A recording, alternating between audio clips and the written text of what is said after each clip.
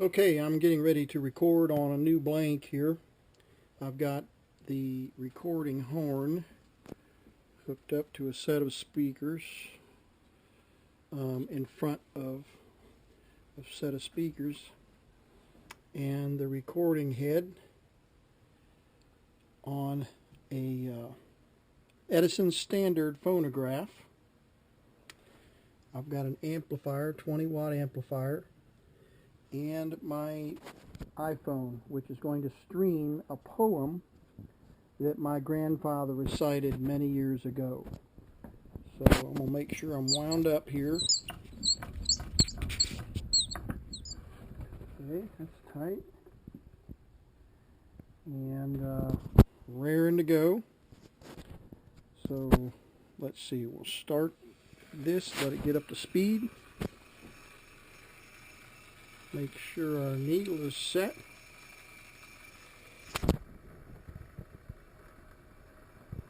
Ready to go there. We'll drop the needle. When I was a little tyke, I sat at the table between my mother and Pap. Eat all I was able. Pappy bit me on one side, Mammy on the other. I'll tell you, we were chums them days, me and Pap and Mother. Sunday would take great long walks through the woods and pastures. Pappy always packed the cane, Mother and me big dasters. Sometimes there's a sister along, sometimes there's a brother. But there always was us three, me and Pap and Mother. Pappy didn't gabble much. Held his head down thinking. Didn't seem to hear us talk nor the cowbells clinking. Broad Street's office worried out about one thing or another. Didn't always understand Pap. That's me and Mother. I got big and went away. Left the farm behind me.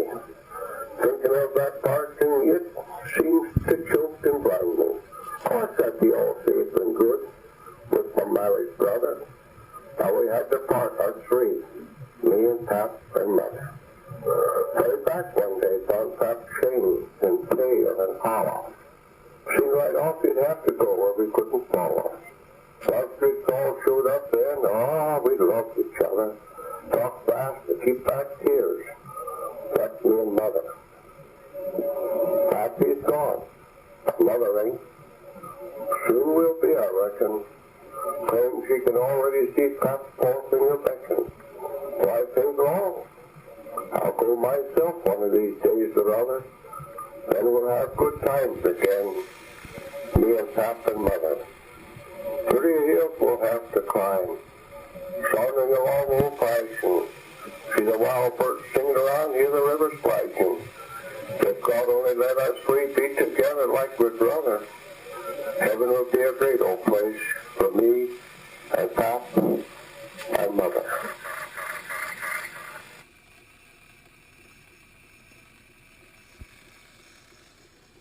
Okay, stop the recorder. You can see the swarf on the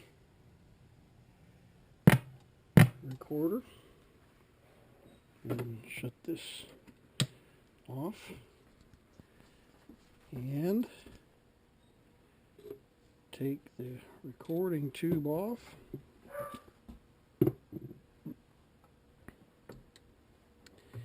And let's take the cylinder off.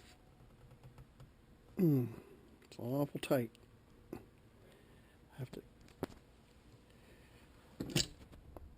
I'll have to slide that off without the recorder. Okay, popped that loose, took the recorder off, and as a buddy of mine always says, Benjamin, the Victrola Guy, put it back in the box. Good advice. Okay, you can see the swarf on the recorder.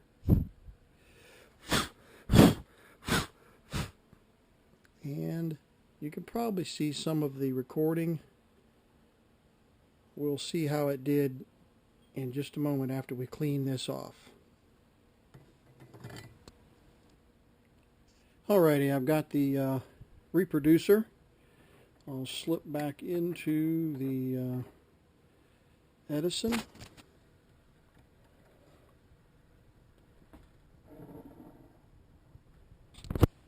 put my witch's hat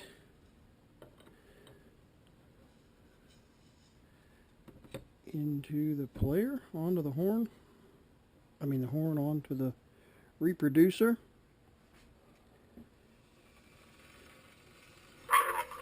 And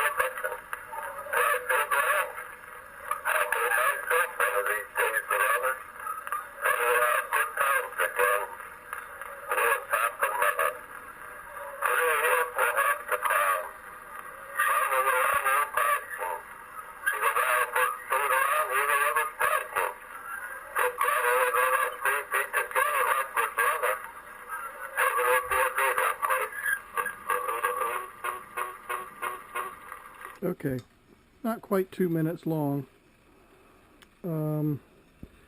Couple of observations. First of all, I started right on the money at the beginning of the cylinder, and you can see, you probably can't see, but the audio ends just shy of the end of the cylinder. So I think the issue here is my track was too long. My track says 2 minutes, but I think it's a little bit optimistic. I think it's a little bit longer than that. Second thing I've noticed, as you can obviously tell on the audio, the audio coming from the speaker is a little too heavy, too hot. And so the sound is very strong, and I'm very, very pleased with the audio level of the recording. Very impressed with the audio level. The intelligibility is it was overdriven, so that's why the intelligibility is poor. Now, I happen to have this poem memorized, so it's difficult for me to admit that I can't understand the words, but I know that you listeners are watching this video and you have no idea what my grandfather is saying, probably, unless you're familiar with the material that he was quoting from memory. But in any case, I am thrilled at the volume level of this setup. And Benjamin, the Victrola Guy, went through a lot of work to show me how to set this up.